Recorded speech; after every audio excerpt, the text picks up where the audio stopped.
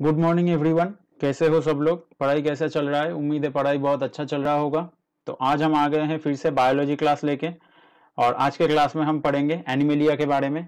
Animalia के बारे में ये जो क्लास है ये पार्ट 2 है, क्योंकि तुम लोगों को पता है लास्ट जो वीडियो मैंने बनाया था वहां पे मैंने एनिमेलिया का 5 किंगडम डिस्कस कर दिया था, सॉरी 5 फाइलम मैंने डिस्कस कर दिया था। तो उस वीडियो में मैंने बताया था कि जैसे 11 फाइलम होता है वो मैं फिर से आज दिखा दूंगा।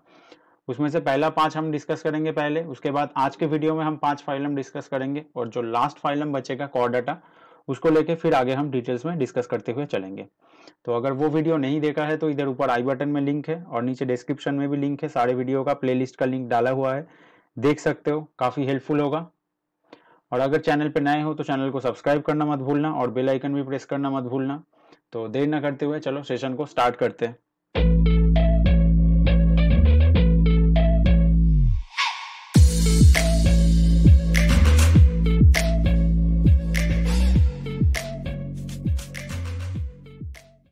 वीडियो स्टार्ट करने से पहले बता दे, जैसे कि लास्ट वीडियो में मैंने बोला था कि जो क्वेश्चन अभी मैं होमवर्क के लिए दूंगा उसका जो आंसर सही देगा उसका नाम मैं नेक्स्ट वीडियो में अनाउंस करूंगा।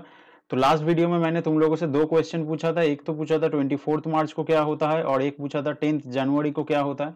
तो इसका मुझे 2 आंसर मिला है। एक पहला आंसर दिया है रूपसा मंडल ने, तो उसने दोनों आंसर दिया है 24 मार्च वर्ल्ड ट्यूबरक्यूलोसिस डे और 10 जनवरी को वर्ल्ड हिंदी डे, और दोनों आंसर सही है, बिल्कुल सही है दोनों आंसर। और उसके बाद और एक से आंसर मिला है, वो है प्रजक्ता शर्मा, इन्होंने एक ही आंसर दिया है 10 जनवरी का, इन्होंने नहीं बोला है तो इनको मैं बोलूंगा 10 जनवरी का आंसर भी देख लेना, जो पहला पार्ट का वीडियो है वहां से देख लेना। और जो 24 मार्च का बोला है वर्ल्ड ट्यूबरक्यूलोसिस डे, ये आंसर बिल्कुल करेक्ट है। तो अभी मैं तुम लोगों से ये चाहूंगा कि और भी ज्यादा आंसर मुझे मिले, बहुत लोगों से आंसर मिले तो अच्छा लगेगा, और भी ज्यादा अच्छा लगेगा जितना ज्यादा आंसर मिलेगा। तो चलो अभी सेशन को स्टार्ट करते हैं।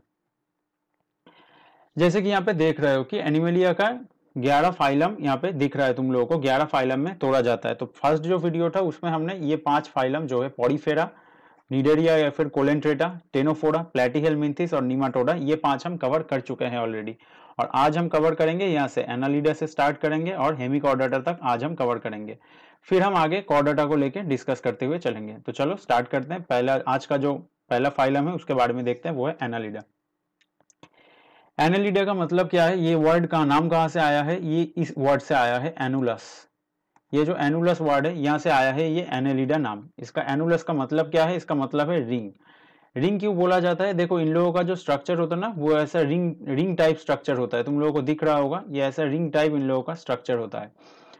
जैसे बोला जाता है ये सेगमेंटेड वर्म्स होता है। सेगमेंटेड क्यों बोला जाता है? देखो अनसेगमेंटेड बोला जाता है जिनके बॉडी को कोई भी पार्ट में हम तोड़ नहीं सकते, क्योंकि लेकिन इनको सेगमेंटेड बोला जाता है क्योंकि इनके बॉडी को हम बहुत सारे ऐसे रिंग्स में तोड़ सकते हैं, तो इसलिए इनको बोला जाता है सेगमेंटेड वर्म्स।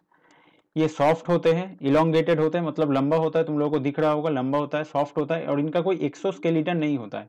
एक्सोस्केलेटन ना होने की वजह से ये अपने बॉडी को किसी भी तरीके से मोड़ पाते हैं जो हम नहीं कर पाते, क्योंकि हम लोगों का एक एक्सोस्केलेटन है। इंसान में एक एक्सोस्केलेटन देखा जाता है और भी बहुत सारे एनिमल में एक्सोस्केलेटन देखा जाता है, जिसके वजह से उनका बॉडी एक स्ट्रक्चर में होता है कि इसी स्ट्रक्चर के बाहर नहीं जा सकते, वो मूवमेंट जो है वो रेस्ट्रिक्टेड होता है। लेकिन यहाँ पे क्या होता है, जिनका एक्सोस्केलेटन नहीं होता है ये किसी भी तरीके से मूव कर सकते हैं। इनको कहाँ पाया जाता है? इनको पाया जाता है मॉइस्ट सॉइल में या एक्वाटिक, मतलब ये सलाइन वाटर में भी रह सकते हैं और नॉर्मल वाटर में भी मिल सकता है, या फिर मॉइस्ट सॉइल में इनको मेनली पाया जाता है। एग्जाम्पल क्या क्या है? सी माउस इसका एग्जाम्पल है, अर्थवर्म एग्जाम्पल है, इंडियन कैटल लीच इसका एग्जाम्पल है। जैसे यहाँ पे तुम्हें फोटो दिख रहा है, ये अर्थवर्म का फोटो है, ये लीच का फोटो है। समझ में आ गया होगा। अभी देखो जैसे जैसे हम आगे जाएंगे जो फाइलम आता जाएगा ये बहुत जाना पहचाना हुआ लगता जाएगा, क्योंकि अभी एडवांस हो रहा है फाइलम, तो अभी जो आएगा जाना पहचाना हुआ ही आता जाएगा, धीरे धीरे आसान भी लगेगा। और जहाँ पे जितना डिटेल जरूरी होगा वो मैं देता हुआ चलूंगा, ठीक है। यहाँ पे कुछ बात पहले बता दूं, ये बात याद रखना कि एनुलस वर्ड से आया है, ये जो मैं मार्क कर रहा हूँ ये याद रखना, एनुलस वर्ड से आया है ये रिंग वर्ड, और ये एनुलस से ही ये एनालिडा नाम आया है। और ये इनका एक्सोस्केलेटन नहीं होता है, सेगमेंटेड वर्म्स होता है। ये जो सारा पॉइंट है सभी पॉइंट इंपॉर्टेंट है, याद रख लेना अच्छे से। तो चलो अभी नेक्स्ट फाइलम के बारे में देखते हैं। इसके बाद जो आता है वो होता है आर्थ्रोपोडा। देखो आर्थ्रोपोडा का जो सबसे इंपॉर्टेंट पार्ट है वो यहाँ पे लिखा हुआ है largest phylum of animal kingdom. Largest phylum, animal kingdom का जितना सारा फाइलम देखा जाता है सब में लार्जेस्ट है, ये सबसे बड़ा फाइलम है एनिमल किंगडम का, क्योंकि ये आर्थ्रोपोडा जो फाइलम है इसके अंदर टोटल 9 लाख स्पेसीज देखा जाता है। 9 लाख स्पेसीज यहाँ पे देखा जाता है अप्रोक्स, तो ये सबसे लार्जेस्ट फाइलम है, याद रखना। सबसे लार्जेस्ट फाइलम का नाम क्या है? आर्थ्रोपोडा। और अगर हम एडवांस्ड फाइलम के बारे में बोले, सबसे एडवांस्ड फाइलम होता है कॉर्डेटा, तो इसीलिए कॉर्डेटा को लेकर अलग से डिस्कशन स्टार्ट करेंगे। क्लियर हुआ? आर्थ्रोपोडा सबसे लार्जेस्ट फाइलम है। इसके बाद अगर हम देखें इनका जो बॉडी है, बॉडी को 2 पार्ट में डिवाइड किया जाता है या फिर 3 पार्ट में डिवाइड किया जाता है। 2 पार्ट में अगर डिवाइड करें तो क्या क्या पार्ट में डिवाइड करेंगे? एक हेड और एक थोरैक्स। और अगर 3 पार्ट में डिवाइड करें तो हेड और थोरैक्स के साथ साथ एब्डोमेन भी आ जाता है। 3 पार्ट में हम डिवाइड कर सकते हैं। और इनका जो बॉडी होता है वो काइटिन से कवर होता है। जो मैं ऐसे राउंड करके मार्क कर रहा हूँ ये बहुत इंपॉर्टेंट है, body covered with chitin. Chitin से बॉडी कवर होता है, ये बहुत इंपॉर्टेंट है, याद रखना। और इनका जो रेस्पिरेशन है, जो रेस्पिरेशन इनका है, रेस्पिरेशन चलता है गिल्स से और ट्राकिया से। गिल्स और ट्राकिया से इनका रेस्पिरेशन चलता है, याद रखना। और इनका देखा जाता है open circulatory system. Open circulatory system का मतलब क्या? ओपन सर्कुलेटरी सिस्टम मींस इनके बॉडी में कोई ब्लड वेसल्स देखा नहीं जाता है। बॉडी में ऐसे ही जो ब्लड है या फ्लूइड है वो फ्लो करता है, कोई वेसल्स नहीं है। जैसे हम लोगों का है, हम लोगों का क्लोज्ड सर्कुलेटरी सिस्टम है, हम लोगों का ब्लड वेसल्स है, हार्ट है, एक क्लोज्ड वे में पाइप टाइप स्ट्रक्चर है जिसमें से ब्लड फ्लो करता है। तो इन लोगों का वैसा कुछ स्ट्रक्चर नहीं है, इसलिए बोला जाता है ओपन सर्कुलेटरी सिस्टम। और इनका जो एक्सक्रीशन है, एक्सक्रीशन जो है, एक्सक्रीशन का याद रखना, ये मैल्फिजियन ट्यूब्यूल से एक्सक्रीशन इनका कंप्लीट होता है। एक्सक्रीशन कंप्लीट होता है मैल्फिजियन ट्यूब्यूल से, याद रखना। बॉडी कवर्ड होता है काइटिन से। रेस्पिरेटरी ऑर्गन्स याद रखना, गिल्स और ट्रैकिया। और एक्सक्रिएटरी ऑर्गन भी याद रखना, मैल्फिजियन ट्यूब्यूल्स। एग्जाम्पल क्या क्या है? एग्जाम्पल है प्रॉन, क्रैब, कॉकरोच एटसेट्रा, और भी बहुत सारा है, सब एग्जाम्पल नहीं लिखा है मैंने यहाँ पे। तो जैसे कि तुम लोगों को दिख रहा है यहाँ पे प्रॉन दिख रहा होगा, क्रैब दिख रहा होगा। कॉकरोच का फोटो नहीं डाला है क्योंकि कॉकरोच का फोटो डाल देता है तो बहुत लोग शायद डर के यहीं पे वीडियो छोड़ के चले जाते, तो वो नहीं करना है, इसलिए नहीं डाला। वैसे भी सब लोग देख ही चुके हैं कॉकरोच को, कोई नया बात नहीं है, ये भी देखा हुआ है सब लोगों का। तो चलो अभी नेक्स्ट पार्ट में चलते हैं। इसके बाद आता है मोलस्का। मोलस्का का देखो क्या है, लैटिन वर्ड है एक मोलस्कस। लैटिन वर्ड है एक मोलस्कस, यहां से ही आया ही ये मोलस्का नाम। और इसका मतलब क्या है? इसका मतलब है सॉफ्ट। इसका मतलब होता है सॉफ्ट। और इन लोगों का देखा जाता है बाइलैटरल सिमेट्री। जैसे मैंने बोला था ये नॉर्मली याद रख लो, बाइलैटरल सिमेट्री जब पढ़ाने का टाइम आएगा तो मैं पढ़ा दूंगा इनके बारे में भी। अभी सिर्फ याद रख लेना कि किसका बाइलैटरल सिमेट्री है, किसका रेडियल सिमेट्री है, ये सब याद रख लेना। और इनका जो बॉडी है, इनका बॉडी कवर्ड रहता है किससे? मेंटल से। इनका बॉडी कवर्ड रहता है मेंटल से। और रेस्पिरेटरी ऑर्गन्स इनका क्या है? इनका रेस्पिरेटरी ऑर्गन है गिल्स। इनका रेस्पिरेटरी ऑर्गन है गिल्स। और इनका भी ओपन सर्कुलेटरी सिस्टम होता है। इनका भी ओपन सर्कुलेटरी सिस्टम होता है, लेकिन इनमें किडनी प्रेजेंट रहता है। इनमें किडनी प्रेजेंट रहता है जो कि अभी तक किसी में नहीं था। तो जैसे कि देख रहे हो जितना हम आगे जा रहे हैं फाइलम उतना एडवांस होता जा रहा है। अभी रेस्पिरेटरी ऑर्गन्स पहले जब देख रहे थे तो कुछ नहीं था, फिर धीरे धीरे ये मैल्फिजियन ट्यूब्यूल्स आए, अभी देखो किडनी भी आ चुका है। तो इस तरीके से ये एडवांस होता जा रहा है। और इनका जो साइज है, मोलस्का के अंदर जितना स्पीसीज देखा जाता है उनका जो साइज है वो माइक्रोस्कोपिक से लेके 50 फीट तक हो सकता है। 50 फीट तक उनका साइज हो सकता है, ये याद रखना। मतलब एकदम माइक्रोस्कोपिक, और माइक्रोस्कोपिक स्पीसीज से लेके पूरा बहुत बड़ा स्पीसीज तक हो सकता है इन लोगों का साइज मोलस्का का।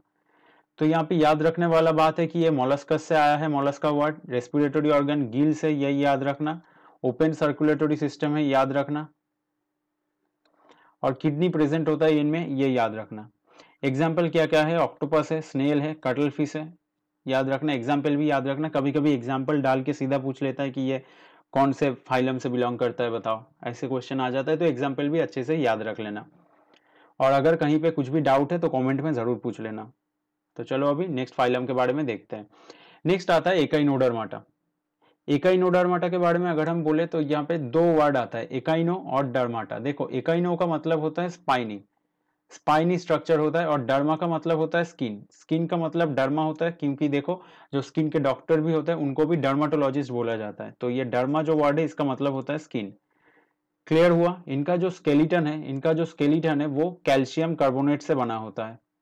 इनका जो स्केलेटन है वो कैल्शियम कार्बोनेट से बना होता है, याद रखना, बहुत इंपॉर्टेंट है, कैल्शियम कार्बोनेट से बना होता है। और दे आर मेरीन एनिमल्स, ये मेरीन एनिमल्स है, सिर्फ समुद्र में ही देखा जाता है, नॉर्मल नदी में तुमको ये नहीं दिखेगा, समुद्र में ही देखा जाता है, मेरीन एनिमल्स है ये। और इनका बॉडी स्ट्रक्चर इलोंगेटेड भी हो सकता है, स्फेरिकल भी हो सकता है, स्फेरिकल मैंने यहाँ पे नहीं लिखा है, और स्टार लाइक बॉडी स्ट्रक्चर भी हो सकता है, जैसे तुम लोगों को दिख रहा है स्टार फिश और सी ऑर्चिन, ये स्टार फिश है और ये सी ऑर्चिन का फोटो है, देख लो यहाँ पे रेडिकल स्ट्रक्चर है, मतलब एक स्फेरिकल स्ट्रक्चर बोल सकते हैं हम, ऐसे गोल स्ट्रक्चर, यहाँ पे स्टार लाइक स्ट्रक्चर है। क्लियर हुआ इकाइनोडर्माटा तक। चलो लास्ट फाइलम, आज के सेशन का लास्ट फाइलम के बारे में देख लेते हैं, जो कि है हेमिकॉर्डाटा। अब ये फोटो देख के ऐसा मत बोलना क्या गंदा फोटो डाला है, क्या डाला है, जो जैसा दिखेगा वैसा ही फोटो डालेंगे, बायोलॉजी है यहाँ पे, ये सब तो देखना पड़ेगा।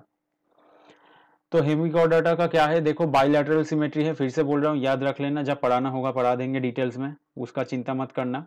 बाइलैटरल सिमेट्री देखा जाता है, और इन पे क्या देखा जाता है, इनमें एक ग्लोमेरुलस देखा जाता है। ग्लोमेरुलस क्या है, जब एक्सक्रिएटरी सिस्टम पढ़ाऊंगा तब बहुत डिटेल्स में समझाऊंगा। किडनी का एक पार्ट होता है, किडनी का एक छोटा सा पार्ट होता है ग्लोमेरुलस। तो ये ग्लोमेरुलस यहाँ पे सिंगल ग्लोमेरुलस प्रेजेंट होता है यहाँ पे, और इनका जो सिंगल ग्लोमेरुलस होता है वो क्या होता है, ब्लड वेसल्स के साथ कनेक्टेड होता है। मतलब यहाँ पे देखो इन लोगों में ब्लड वेसल्स ऑलरेडी डेवलप होना स्टार्ट हो गया है, लेकिन हेमिकॉर्डाटा उतना भी इंपॉर्टेंट नहीं है एग्जाम पॉइंट ऑफ व्यू से। थोड़ा बहुत याद रखना कि ये ब्लड वेसल वाला पॉइंट याद रखना कि इनमें ब्लड वेसल देखा जाता है, और ये पहला फाइलम अभी आया है जिसमें ग्लोमेरुलस प्रेजेंट है, ग्लोमेरुलस प्रेजेंट है, ये 2 पॉइंट याद रखना। और ये जो ग्लोमेरुलस है जो कि ब्लड वेसल से कनेक्टेड रहता है, ये क्या करता है, ये एक्सक्रिएटरी सिस्टम के तरीके से काम करता है, एक्सक्रिएटरी सिस्टम के तरीके से ये काम करता है। तो एग्जाम्पल क्या हो गया इसका, एग्जाम्पल हो गया टंग वर्म, क्लियर हुआ, एग्जाम्पल हो गया इसका टंग वर्म, क्लियर हुआ। तो आज का सेशन जो है वो यहीं पे खत्म करते हैं। उम्मीद है वीडियो तुम लोगों को अच्छा लगा होगा। और हाँ, एक बात बता दे रहे हैं, जो लोग लास्ट तक वीडियो देख रहे हैं उनको भी पता चलेगा कि मैंने टेलीग्राम पे भी अपडेट डाला था, कभी मैं ऑल्टरनेट डेज पे वीडियो डालूंगा, क्योंकि एनटीपीसी आ रहा है सामने, और एनटीपीसी के लिए तुम लोगों के लिए कुछ अच्छा सोच रहे हैं कि 2 सीरीज स्टार्ट किया जाए, एक एमसीक्यू जनरल नॉलेज का और एक एमसीक्यू मैथ्स का। मतलब मैथ्स का जो प्रीवियस ईयर का क्वेश्चन है, सारा प्रीवियस ईयर क्वेश्चन पीवाईक्यूज जितना है जनरल नॉलेज और मैथ्स का, वो सीरीज बना के, वीडियो सीरीज बना के करा दिया जाए एग्जाम से पहले। तो उम्मीद है काफ़ी लोगों को बहुत हेल्प होगा, तो इसलिए अभी वो कंटेंट रेडी करना है और भी कुछ अच्छा सोचना है, तो इसके लिए ऑल्टरनेट डेज पे वीडियो डालूंगा। और मैं ये अपने टेलीग्राम चैनल पे डाल दिया था, जो लोग अभी तक टेलीग्राम चैनल ज्वाइन नहीं किए हैं, डिस्क्रिप्शन में लिंक है, ज्वाइन कर सकते हो, वहाँ पे मैं चैनल रिलेटेड अगर कोई अपडेट होता है तो मैं डाल देता हूँ वहाँ पे। आज का वीडियो तो अभी यहीं पे ख़त्म करते हैं, फिर मिलेंगे नेक्स्ट वीडियो में। Thank you and bye bye.